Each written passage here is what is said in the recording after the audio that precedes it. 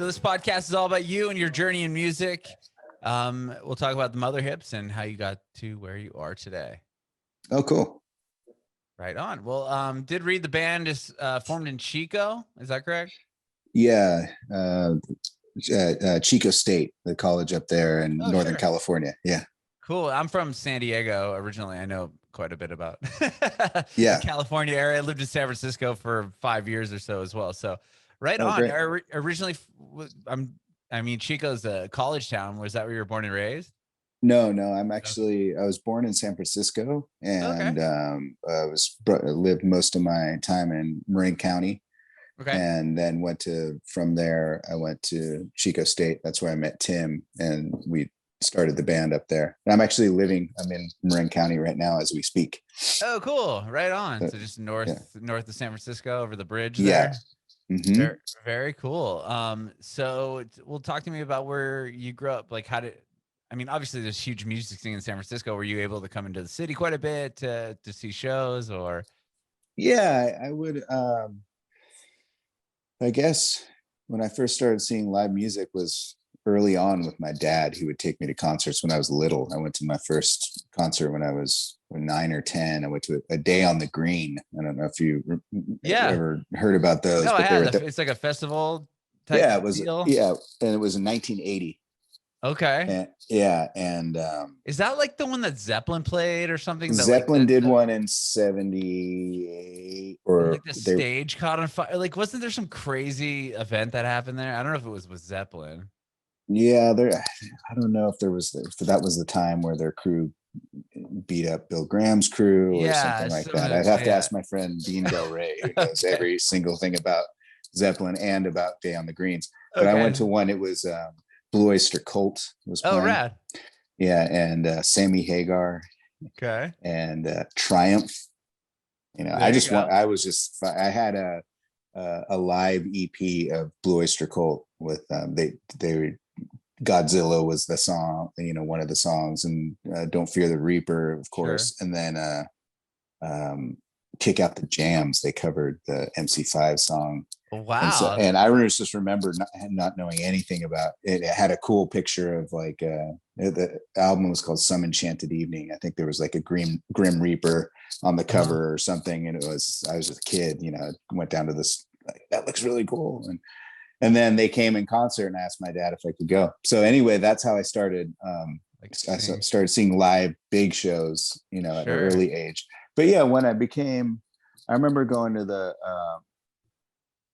on Broadway and down off Columbus or off Broadway, but also like it was a punk club, and I saw who did I see? Agent Orange was on the bill. Oh yeah, okay. I know that. So those are I'm trying to think of some of the first times I would like travel to the city to go see some music. And Christ on Parade, that was another. The Rhythm Pigs, that was pretty good. But yeah, I would travel and I'd go into the city, take the bus into the city lot to either go see music or skateboard. A lot of good skateboarding spots in San Francisco. So we used to go in and spend the day cruising around. Yeah, it's unfortunate they got rid of a lot of those spots, like the skateboard spots on the pier and stuff. Like, yeah, when I moved there, it was like in 2010 or so. Yeah, they had already. Yeah, all those spots were gone. yeah. And then you find new spots. Sure. But that's way in my past. Right. I remember being on the road with the Mother Hips probably when I was in my late 20s, early 30s, and my friend that was crewing with us had a skateboard, and I started skating. Yeah, it was probably 31, 32, 33, and started skating again. Oh, cool. And it was fun. I was like, oh yeah, I love doing this. And we would it's a great thing to do when you're on the road and between sound checks or just there's all kinds of little things to find. And then we went to a skate park one day, and I was getting a little more, pushing myself a little more, and I don't think I was wearing any pads or something, and I kind of fell and my arm went out, and I realized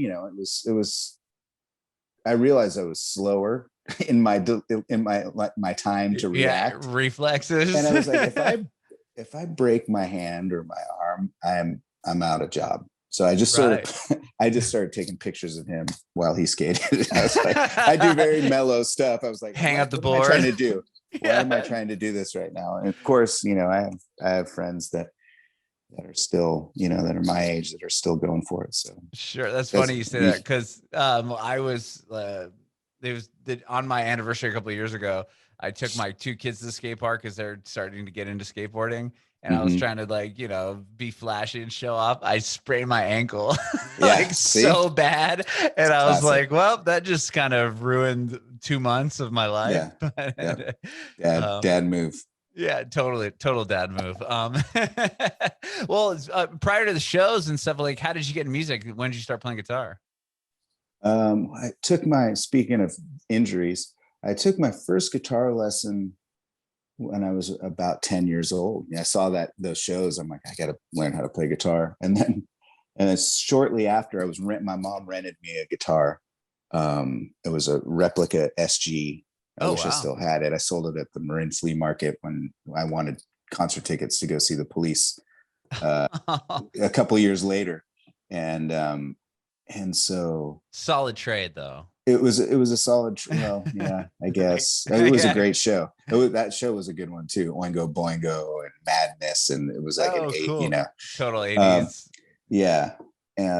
Anyway, I took my first lesson. I went and rode my bike the next day, and I was trying to do like super tight circles on my bike because I thought that was really funny, and I broke my pinky.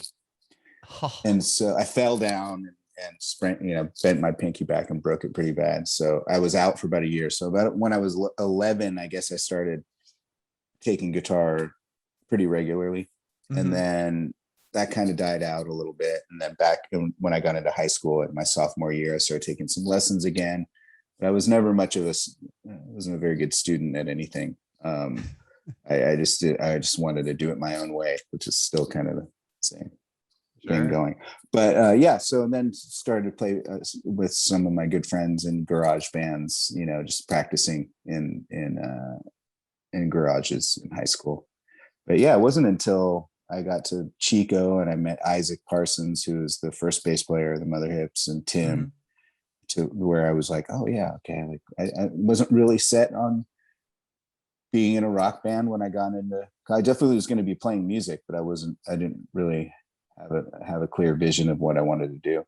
Sure. But, did you go to Chico for music or just No, I ended up studying English there.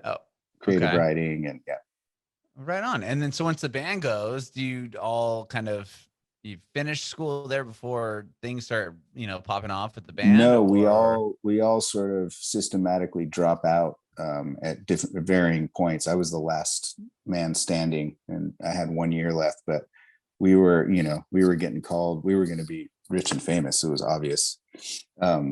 We started getting courted by major labels, and there was a consensus of like, well, we're not going to need to finish school anyway, so let's just go. And we started touring. So, I was kind of holding out, but then we just hit the road, and then we started meeting with all the majors, and then it went from there. We got signed and all that. Well, tell me about that. So you guys put out that first record, Back to the Grotto, and that was done. Tell me about putting that album out, and then is that what gained the attention of like MCA for sure and stuff? We had started touring, playing a lot in Chico, and then we started creeping out of the area a little bit, I think, while we were recording that record. And once we had our little cassette out, it was just four songs from that album. It started getting us a little bit of more outside recognition. It's so funny how a cassette tape, can just get that. Now passed it's like, around. Here, I'm gonna send you the song. You can listen to it right now. It's like, hey, I mailed you this cassette. It's gonna get there in a week. You should listen to it and then dub it or something and pass it to a friend or something. Yeah. Sure. If it makes it there, you know what I mean? If it makes it there. If I wrote down the right address. Right. And so put enough stamps on it. But once we had the cassette and CDs of Back to the Grotto and that album was out, that was like, a manager started wanted to work with us, and then the labels, it was really, there was the whole I can't remember the terminology that they'd use back then, but there was we were A a buzz buzz. band. Yeah, we were a buzz band. And so that was exciting. Yeah. So Well, with that record, like, do you remember like the shows getting bigger? Is that, or was it all just based off of sending that demo out, or not the demo, but the no, first record out? by the time we had that record out, the shows in Chico were all huge and selling out, or anywhere in the region. And San Francisco was starting to do better. I think we might have been down to San Luis Obispo. I don't think Mhm. we'd gone to San Diego yet, but that was soon to come. And we started as soon as, even, I guess, actually, even before we were signed, we actually were touring quite a bit all through California. And I think we were even going out to Colorado. We did a journey, our first cross country journey, for basically for one show. It was a show at CBGB's, and Oh, damn. it was one of the college music, whatever, CMJ is what it was. And it was a showcase. And so we played, it was one of our first showcases. We drove all the way out there for the one show. Wow. What else? I mean, obviously, to play a venue like CBGB's, I guess it's, Yeah. it's worth it. It's like, why not? We're gonna go Yeah. it. You know? Yeah, we walk in to load in, and we were one of the first. I think we got there early that morning at like 5 a.m. We pulled in or something. We were just parked out there waiting for them to open, and they opened at like 11, which probably they normally don't, but it was a showcase day. We were some of the first people to walk in, and there was just a pile of dog shit in the middle of the floor. Like, all right, You're like, of course. Yeah. This old punk club, well, makes sense. Yeah. Wow. Was that prior to signing the deal, or is that kind of what got you in front of the majors a little bit more? I think that was one of the things that definitely got the stuff going. So yeah. Okay. So then you put out Part-Timer Goes Full. That's your first like major label release? Yes, but MCA had done a remix. Some of the songs were remixed for Back to the Grotto. Okay. And that was before we signed. We were in a deal with them. We were going to do a deal. We did this one deal for them to put out Back to the Grotto. And maybe American did that. I feel like MCA was in charge of that, but it must have been American actually. And yeah, we got signed, and then we went into the studio to Coast Recorders in San Francisco and started working on Part-Timer Goes Full. And we're touring. By that time, we were doing over 250 a year shows. Yeah. Whoa. Like one year it was. I mean, the days on the road were longer than that. That was just actual shows, So we'd be home for maybe a week or something. Wow. Do you remember like, obviously signing that contract and calling your dad, or, he's the one that took you to that first show and being like, hey, this major label is super interested in us. Like that must've been huge. Yeah. Actually recently, our good friend who was a tour manager and hung out with us all the time in Chico, Adam Tuttle, has a bunch of great pictures from way back before, and there's a picture of us all on our lawn in Chico holding the American contract. Wow. Yeah. That's awesome. And aside from, remixing the record and putting it out, what was the first thing that kind of happened when American signed you? That kind of happened almost, it wasn't before, but like it was like happening during that time. Yeah, we did you get like an opening slot on like a big tour or something? We did the Horde Tour. It was one of the first things that happened. So do you know what the Horde Tour was? No, I don't remember. Horde Tour, I think Blues Traveler had put it together, but it was one of the first, it was a traveling festival. So it was Blues Travelers, I think, had started it, but the Black Crowes were headlining. Oh, and that's the whole reason we signed with American, was because of Chris. Oh, is that right? Yeah. And then it wasn't because of Slayer and Johnny Cash. Johnny Cash, we got to meet Johnny Cash, and he told us we should sign. So that was probably really the reason we. Oh my gosh. American. Tell me that story. How'd you meet Johnny Cash? It was at South by Southwest. We were out there, and A&R guy that we were talking with at American, Robbie Casino. He Johnny Cash's record had just come out, the American recordings or whatever it was. It was like that comeback, just him in a cabin with Rick Rubin, and he was playing at Emo's, and it was a big deal in Austin. And so, in Austin during South by Southwest. And so Robbie took us to that show, and he's like, "You guys want to meet Johnny Cash after the show?" Or before, I can't remember. And so we went back there. There's pictures of that too. It's so funny. That's cool. And we asked him, like, "What do you think of American Recordings?" And he was like, "It's a good label. You guys should sign." So, wow, that's incredible. And that was, I was joking about Slayer. That was the first time I ever Slayer. I like Slayer too. But it was funny because that was the first time I ever saw the American logo, and I was kind of confused because it's like the flag's upside down, right? On yeah. And I thought like Slayer just did that. I mean, I was in like middle school, and I got into them because of skate videos, going back to the skateboarding thing. And I remember buying the record, and I was like, "Oh, American Recordings." I'm like, "Oh, the flag's upside down." I'm like, "That's like such a Slayer thing to do." And then I didn't realize until like I started really getting into music more and noticing who was signed to what label. And I'm like, "Oh, that's just their logo." Yeah, that's the logo. Yeah. Oh, that's amazing. So, okay, well, talk to me about. So you put out Part-Timer Goes Full, like in the midst of like.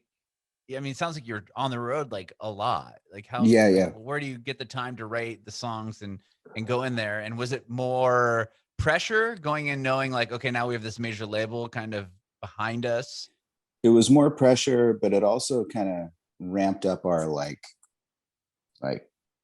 cockiness of like doing it ourselves. Like we brought in Paul Hoagland, who produced Back to the Grotto, to do that. He had like, they wanted us to use like a bit like a name person, and we were bringing in someone who was basically just our buddy who we love. You know, he's a great recordist and a big part of the sound back then, and ended up being in the band for a while, playing bass in the early 2000s.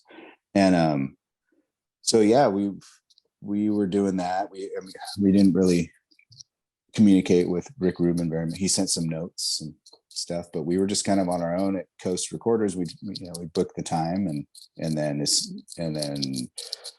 I think we blocked out 2 weeks for the tracking and overdubbing, and then went back in and did the mixing a little bit later. But it didn't, it was probably took under a year for it to be recorded and then come out.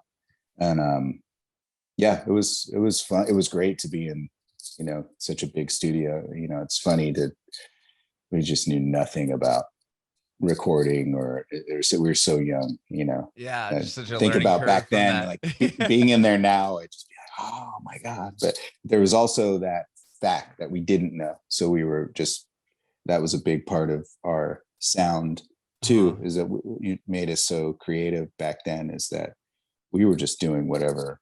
None of us were schooled in music and engineering, recording. We were just making sounds. And we had a time, I think we tracked like 16 songs. Wow. And we had those all in our catalog. So all that stuff we were playing live. So we just went in there and, did 2 or 3 takes of each one. And it was the basics were really quick. Wow. And with that second record, was it continual touring? I mean, were you on the road that much on that next album? Oh yeah. We were on the road from even more. Oh, especially wow. when that record came out, we did that Horde Tour. Oh, that was Horde Tour. Was with that second album? I think it actually, we started right when that record came out, or maybe it was right when one of the first singles came out and the record wasn't out yet, but it was right around that time. There was the Crows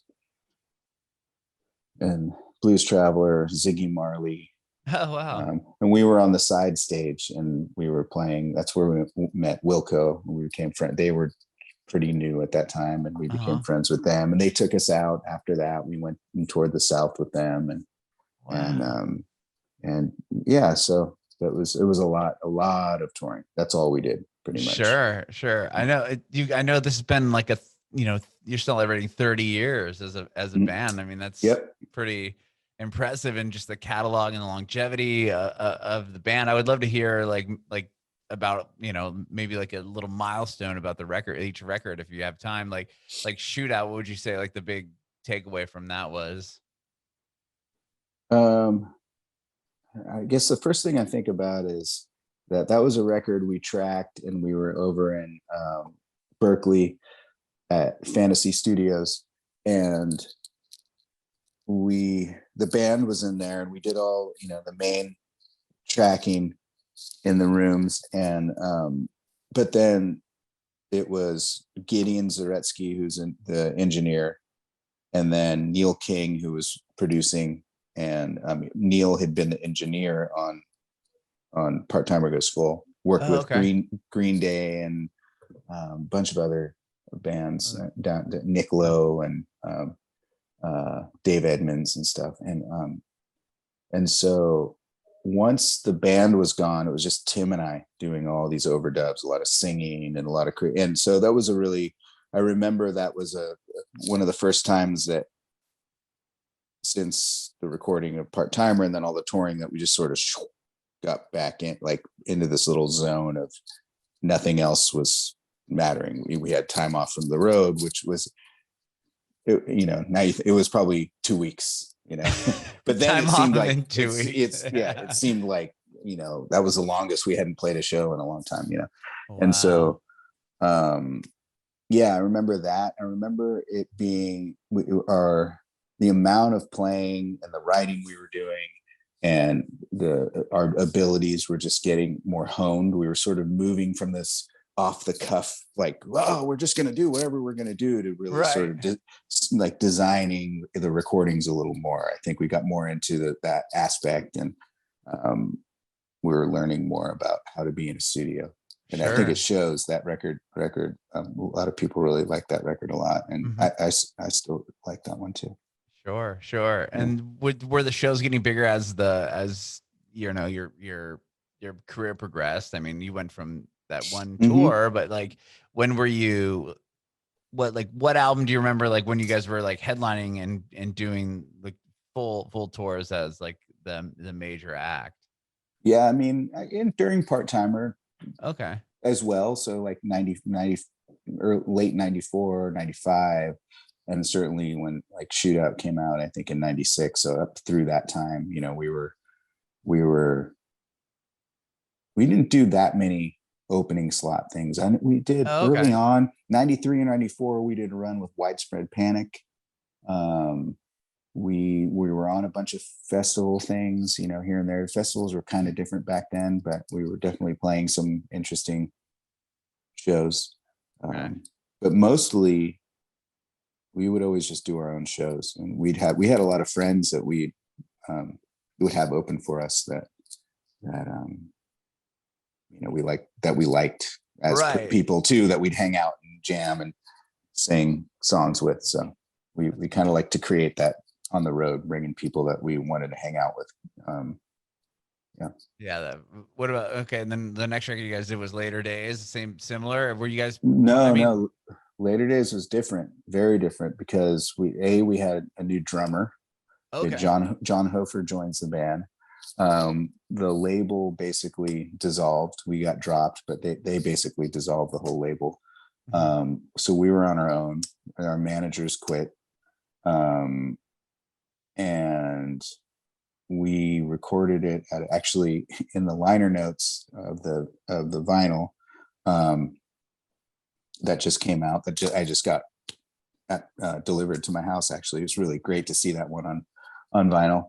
And did you like? You guys repressed it, or every record in our catalog for the 30th year anniversary is getting repressed. That's amazing. Actually, I should say reissued. The first 5 records were never on vinyl. Yeah, so Blue Rose Music's our label, and the owner, Joe Paletto, I was talking with him last summer, and we were talking about how we're not going to be able to do shows for the 30th, and he's like, let's just release everything on vinyl. That's so cool. Okay. Yeah, like don't twist my arm. Yeah, exactly. And so yeah, really special opportunity. And so yeah, they've been arriving one per month. Grotto came in January, Part-Timer came in, and they're selling out because the pressings aren't huge. They were limited pressings, but hopefully they'll be repressing. But Later Days just showed up, and there's a quote from John, the drummer, that's in there that I don't have, but it sort of sums up the whole experience, because that was a time when I had just recently, Tim and I, actually the whole band, John had just joined, so he wasn't kind of in where we were, but we had recently got sober. You think we were living really hard at that point, and we didn't have any money. We didn't have any label or management. And our friend Jason Hiller, he had a little back pool house at his parents' nice house in Beverly Hills. And he had a 16 track, 1/2-inch machine and some gear. And so we went in there and recorded that record. And as John puts it in the liner notes, it was almost like we had to get in and out before anybody saw us. So it was just, but it's great. I mean, it's a really great album. I think some of Tim's best songs are on there. That some of my favorite ones of his are on there, and some nice collaborations that he and I did musically, and then having John in the mix was a whole different trip. Very, that's sort of, it's more of like a country rock album. If you it's a rock and roll album, but we've always been influenced by country rock and country, Merle Haggard and Willie Nelson and everybody. So yeah, that was that record. Wow. And then so was it difficult? Like, I mean, that must have been a kind of a downer moment, losing the label and all of that. But I mean, obviously you made something of it and put out an amazing album. And from that record, you guys ended up getting signed again, though. Is Future Farmer, to Future Farmer Recordings, who put out the next one, right? Yeah. So Future Farmer, our buddies Jackpot were on that label. That's actually M. Ward put out his first record on that label. And we met Dennis, and he was interested in doing that. But it was a really small label. I think we made the record, and he just he licensed it from us, so we weren't getting any tour support or anything. Was it hard to book tours at that point, or not as much because you had already been in the industry for a long time? No, we had one of the great things, and I think it still is part of why we have the fan base we have today, is the fact that we toured so hard from 92 to even to 2000, but up through that point, when we got to that point where Later Days, we had developed such a good fan base. There were some people we lost because they were just on to the next thing, but this core fan base that really fell in love with the music is what sustained us all these years. And the different offshoots of people really falling in love with the band rather than just it being another thing. Hardcore fans. And so that was a huge part of what sustained us through the Later Days period when we were on our own, and we really liked that. And Future Farmer was a cool label, and the release of that record actually garnered a lot more, got us a little more. We were getting pigeonholed into a jam band thing, which we never really thought of ourselves as a jam band, but we would play festivals like that, and we certainly would take liberties in a few songs during the night, especially back then. We did pretty long shows, and we did a lot of space rock stuff. It wasn't so much we weren't like shredders, Sure. But we just go to different places and use echoplexes to make weird sounds and stuff, which we still pretty much do sometimes. And let's see, where was I? Lots of touring. Okay. Lots of touring. I'm curious with the vinyl reissues. So it's going to go month to month. So we're currently at, you said Later Days, right? Yeah. and then the record we were just talking about, Green Hills of Earth, was that an album that ever came out on vinyl? And will that be the, the yeah, May yeah, release? that'll come Okay. out in May. It's never been on vinyl. So the first 5, that's the 5th record. None of those had ever been on vinyl. So these are all, these ones have gone really fast because none of the fans had ever got those on vinyl. And the other Sure. thing I was going to say about Green Hills of Earth and Dennis is it did get us into viewing like some of the more indie, everybody can be a snob, so I don't mean that, but more of the sort of like, we don't like jam bands or something like that. They're like, oh no, this is a cool band. We sort of got, I don't know Like how to the explain it. Like credibility from those. Mojo started writing about us, and Pitchfork even gave us a good Oh, review at wow. one point.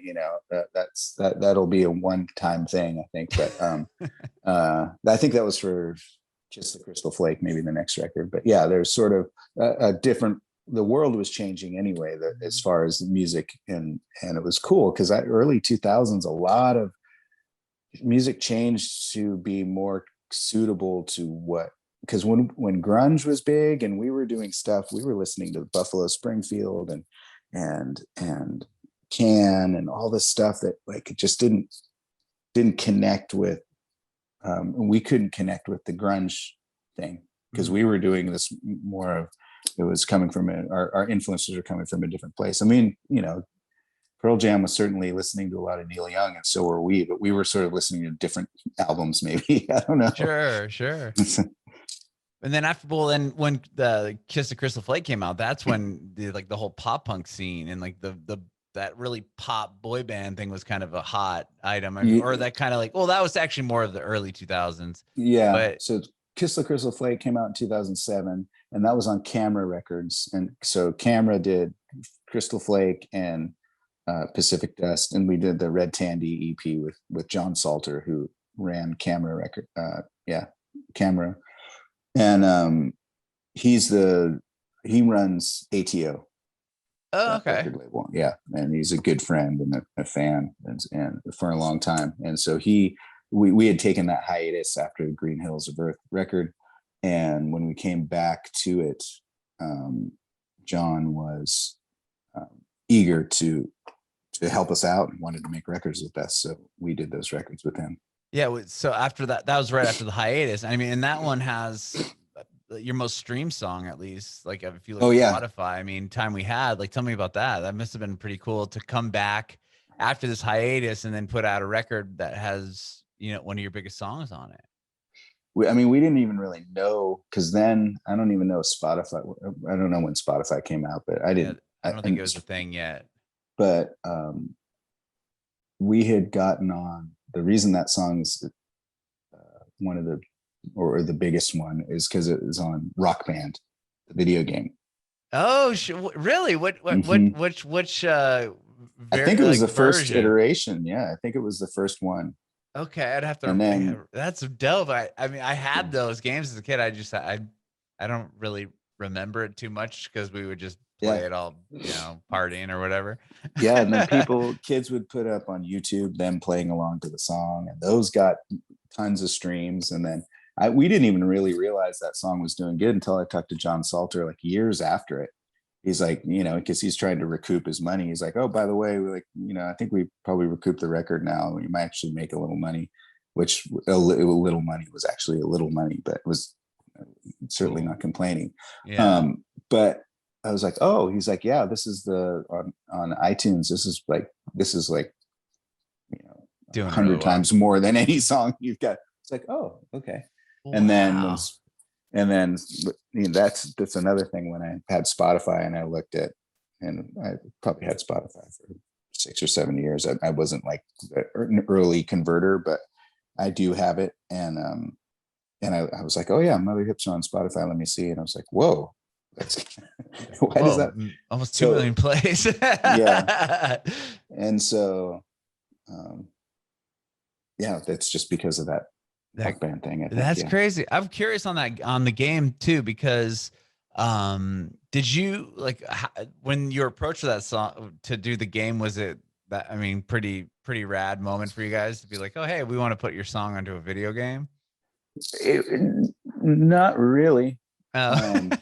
I mean, we didn't really understand. You know, we weren't really paying attention. It was a friend of ours who'd worked for them. And it's like, this is a video. We didn't know, like, what? A video game where you pretend to play music? Guitar, sure. And we're like, sure, great. And I don't even think there was like a big license. It was like, well, we can't really, we could pay you maybe a little bit of money, but we're like, great, whatever. Because we weren't. Yeah, sorry, go ahead. No. But I was just going to say, we weren't used to, having anybody reach out at that point, reaching outside from, other places to want to, we were pretty insulated at that time, insular in our own world. Sure. We wanted it, but we were at that point, we were like in our own zone. Sure. Yeah. Well, I'm interested because I remember Rock Band. I think it was the second one. Like all the songs were the songs, but they were all covers because I don't think they could spend the money to license all the songs. I'm curious if they used the real version of that song on the game. Yeah. They used the real version of that, and they used a couple. I think Red Tandy was on there, Grizzly Bear, Time 600 Grizzly Bear, White Falcon Fuzz. Maybe they like after that they added up. They were add-ons. Okay, but that one came with Rock Band. Wow. And I remember going down to my in-laws actually in Arcadia in the LA area, and to visit them. And one of my wife's younger cousins had gotten Rock Band, and she was playing drums to our song. Oh yeah, she could do really well on it. Like, play it, and all her family members are around, like, yeah, play, And I was like, I don't know how to play it. And they give me this little guitar, and I'm trying to do buttons. It, and it just says fail. And they're like, you're not like, we thought you could play guitar. Yeah, that's hilarious. I only asked because when I was living in San Francisco, I knew a guy that he was a vocalist for, it might've been Guitar Hero. I'm thinking Guitar Hero, not Rock Band, but he sang like the Danzig, he sang like Mother on the video game. Like, so he was one of the hired like singers or musicians, because they didn't want to license like the song from Danzig, and maybe it cost a fortune, where they could do a cover of it and get it for a third of the price. I don't know the licensing logistics behind it, but he was like a guy that sang some of the songs on the video game, like trying to mimic. Sure. But that's cool that they actually put the real song on there. That's okay. So then, you said Camera put out the next record too, Pacific Dust, and then when you guys put out Behind Beyond, that was on your own label.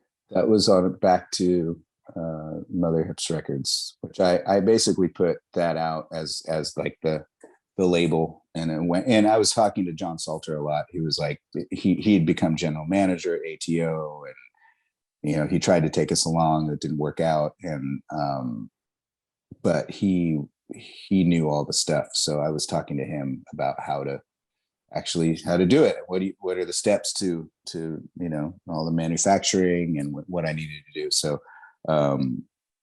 that was Behind Beyond. Yeah. And that was recorded also Pacific Dust. We DSB, David Simon Baker, was a producer on that, and on Behind Beyond. Well, there's like a 4-year gap in between the two records. Were you guys still touring? I mean, doing that amount of touring throughout between Pacific Dust and Behind Beyond? Or just in general, like when you came back from the hiatus, was it like, okay, we're going to put the record out and just go hit the road again? No, when we came back from the hiatus, we kind of crept back in, because we were like, wow, the guy who was kind of our friend, who was sort of managing us at the time, where he wasn't, but he was a big fan, and he had been working at Future Farmer when we were in the hiatus. He kept saying, like, why don't you go do like 3 or 4 nights at Slim's in San Francisco, or go down to the Belly Up and do a few nights down there, and you guys can make some. He wanted us to play. He was a big fan, and he was upset that we stopped playing.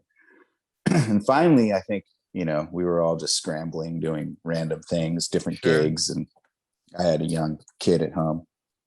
And finally, like a year later, like, that could be cool.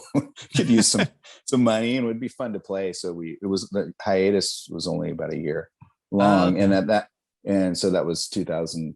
In 2004, we had come back and started playing, and we probably did 10 or 11 shows that year. And we're like, the motto was, we just keep it groovy. We don't have to, the shows, if we don't want to play the show, we don't have to play the show. Before, the pressure was someone said you had to play, oh, we got to do it. And we didn't even know why we were doing things anymore. We were just doing it because our agent told us to, and that, and you play with this and that, all these things, you have this band coming open for you on the West Coast, and then they'll, you can go play. And of course you have that band come and play, and it wasn't the band's fault, but the East Coast tour never happened. All this just, or whatever, all these promises. And that was a big part of why I was like, ugh, so we came back, we're like, we're just going to really do it our own way, And so it took a while. So by the time 2006, 2007 came up, we were now back up to like 40, 50 shows a year. Okay. And then it kind of by Pacific Dust, that time we're playing probably closer to 60, 70, getting up into the 100 show a year again. Wow. Maybe not 100, but somewhere 60, 70. And then Paul Hoagland, who'd been in the band all that time, we had to let him go, and then the touring sort of got a little more sporadic again. Okay. And the albums, it was just really hard because we were either playing. I had a family. John now has a family with his, at this point. The other bass player we had was pretty, Scott Tunis, who's from Frank Zappa's band. He was good to go at any time. Monster musician, and was a friend of mine. Our kids went to school together. Oh, that's amazing. And Tim was playing with his then wife's band, Nicky Bloom and the Gramblers. So there was no time to be in the studio at all. Anytime, even when Paul was still in the band, Paul had we'd tour, and then we'd try, we had to get the money to record, and we had to find the time. So it would usually go like, okay, we're going in and we can do 4 days. So in 4 days, we do basic tracks for like 3 songs or 4 songs and do a little bit of overdubbing. And then we get back in 6 months later to do another, So we were during that time, the record gaps were mainly because of our scheduling, and that we were not able to really piece it together to get chunks of time. There was not just financially, it was also just mainly scheduling was really hard to do. And did you was the Chronicle Man also another record you put out on your guys' own? We put that out, but that's all outtake stuff from like B-side Part-Timer, Shootout, and I think in between, like Later Days and Green, there's some just stuff that wasn't recorded for those albums necessarily, but during that time at other recording sessions. So that's a compilation. There's a larger compilation that's not coming out in the 30-year package, which our friend Dave Schwartz put together, which is called Days of Sun and Grass, which is a 4 CD collection of, demos from Tim and I's dorm room. Wow. All the way and all this weird live stuff. That's a pretty cool one. And there's interviews from Chico State and stuff. That's amazing. But Chronicle Man came out like a year after Behind Beyond, but it was some remixed outtakes, old stuff. What are you going to put that one out on vinyl? Just curious. It was out on vinyl then, and it's part of the part of the 30. Okay. Yeah. And then what about in Chorus as well? Chorus is part of that, and that's the first record we did with Blue Rose. And we recorded that at 25th Street in Oakland with Carl Derfler being the producer. And that was actually one of the first times we went and had like, okay, we're in the studio for 2 weeks, and then we're going to finish overdubs. And then like that record got done pretty quick. It still probably took close to a year for it to come out, but that was fast compared to how we had been doing things. Okay. Yeah. And then you guys did a live record too from San Francisco, right? Live at the We Great did. American Music Hall, which is a Yep. dope venue. I loved going Yeah. there for shows. Oh yeah, we've been playing there. We've been doing a Christmas holiday show there for over 25 years, 26 years. Wow. Is that what the Every sorry, go year. ahead. Hipsmas. Yeah. Oh, that's so cool. And Yeah. is that from that? Would that be the recording from Yeah. that It was night? from 2017. Okay. Yeah. It was from Hipsmas 2017. And I think it's a 3 CD. We didn't put it on vinyl. And that's not going to be part of the 30 year. Is it gonna end with chorus? It's going to end with a record that we just finished up. So it's going to end with a brand new album. Tim and I just delivered that to mastering yesterday. So hopefully, really, because I know that you guys had a song called Bound to Fall, right? That's the newest song. Bound to Fall is a solo. It's a song that I released on my own. So, actually, it's a duet with my friend Jamie Drake. We wrote the song together, and so this year, well, starting in December of last year, I had a bunch of songs that I recorded last summer in a studio in Oakland, and the label's been releasing them as singles. So I've had Bound to Fall was my second one. I have another single coming out next month, and I'll have one coming out in June. And I put in a full length album under my name last year. But rather than doing a full new album this year, because the songs were so disparate, they're kind of different sounds. And they were definitely from this like lockdown, like listening to certain music and then sort of getting influenced by this very insular kind of thing. Sure. And because there's 11 Mother Hips records coming out this year, the label and I were like, let's just put out some singles instead of like a whole other record. There's a ton of content. I actually hate that word. So there's a ton of music coming from I don't like that word in this context. There's a ton of music coming out in Mother Hips land. Yes. So I figured putting some singles out, letting people know that I'm still working as a solo artist and I've been producing some music too, is a good way to go. And I'll probably put on another solo album, at the end of next year, beginning of next year, probably. Oh, amazing. Well, I'm curious now, talking about the Christmas show you guys do. Was the last one the 2019 December? In person, yeah. So we went into the Great American Music Hall and did a live stream from it in 2020. That's amazing. So all the fans gathered and on their screens and watched us, but we set up and played live in the room. Wow. That must have been a weird experience. It was very weird because it's usually packed to the gills and sweat and smoke and everybody. I mean, this is like everybody gathers that and the Hypnic, which is our festival that we do with Folkia down in Big Sur in May. Those are the 2 points where all the hardcore fans get together and hang out. And so it was a big, just like everybody else, lots of letdowns. But to be able to actually go in there and play the show, everybody could watch it from their house and with the way that most of the streaming capabilities, everybody's chatting with each other and having side conversations. And so, you make the best of it. Yeah, definitely. I mean, where were you guys at with the band as far as the new record when COVID hit? Had you even started it yet, or no? Where were you when that all happened?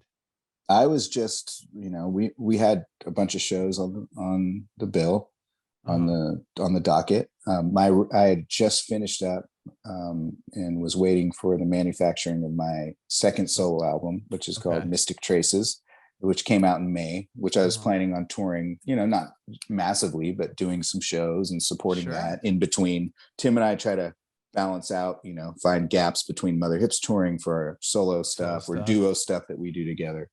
So I was there, and Tim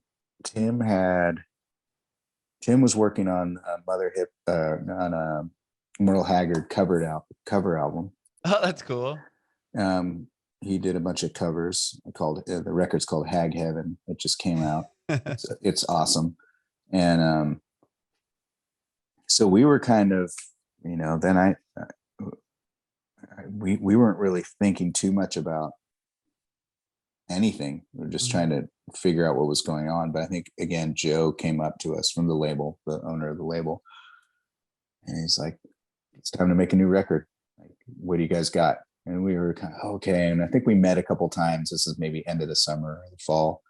And then he was smart because he finally said, you guys are going to the studio in February. You better have your stuff together. And so, and that was in like November. And we're like, oh yeah, we have songs. Let me go home and write them. Right. They're in here still. Yeah. And so, but that was great because that really got us, you have a deadline. It puts a fire under your feet. And Tim and I were spending a lot. We had already actually been spending more time together, not in person, but we would never talk on the phone. It was usually an email or I'll see you at the airport or whatever it is. And during quarantine and with all the sort of intensity of that, we were talking on the phone every day, which is, I don't know if we'd ever done that. And so by the time we started making some time to collaborate,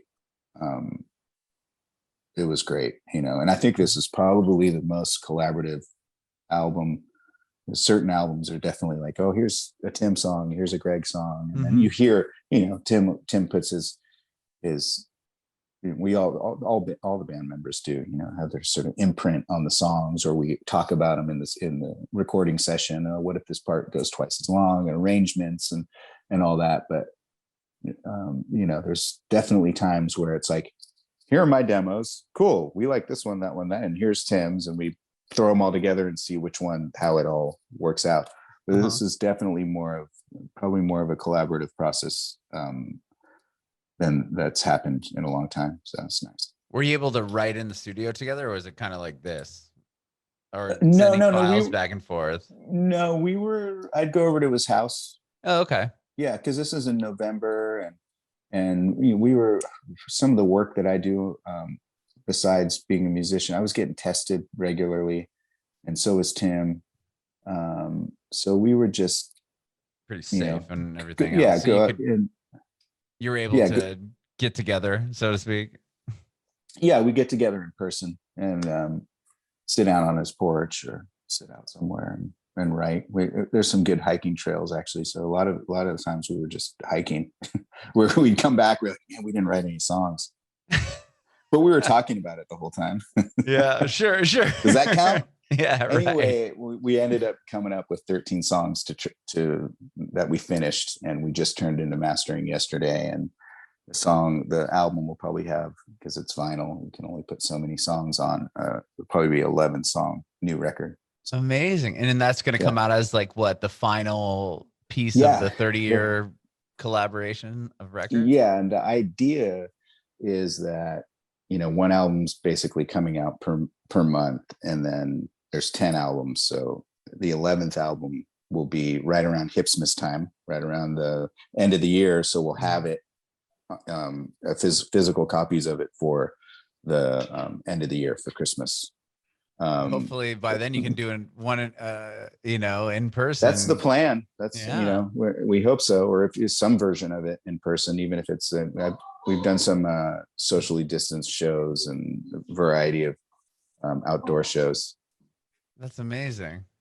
I hope, hopefully, that this all kind of comes to a close. It looks like San Francisco is opening for Outside Land. So, I mean, that's kind of that's a big deal. Yeah. That's what 100,000 people, or close to it.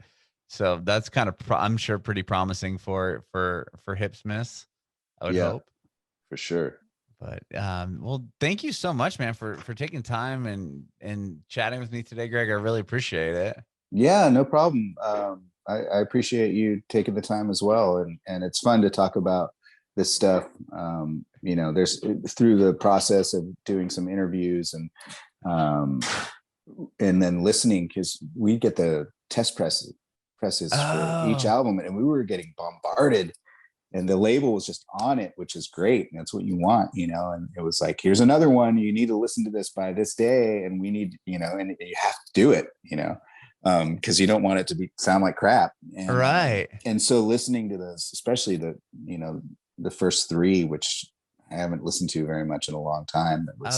I think it was kind of a good thing for Tim and I to be doing before we wrote the next started record? writing the next record. It informed like, oh, remember these things, like how could we incorporate some of these things that we really liked, and I think that really were that the listeners really liked, and were, it was a cool way to reflect on what we'd done and what we want to do this time around. So yeah, that's fascinating. I was going to ask you answered it in your response, but I was just curious if you had even listened to any of those records fully through, and like recently enough. I mean, that must have been pretty wild to hear those old recordings, since 30 years down the line.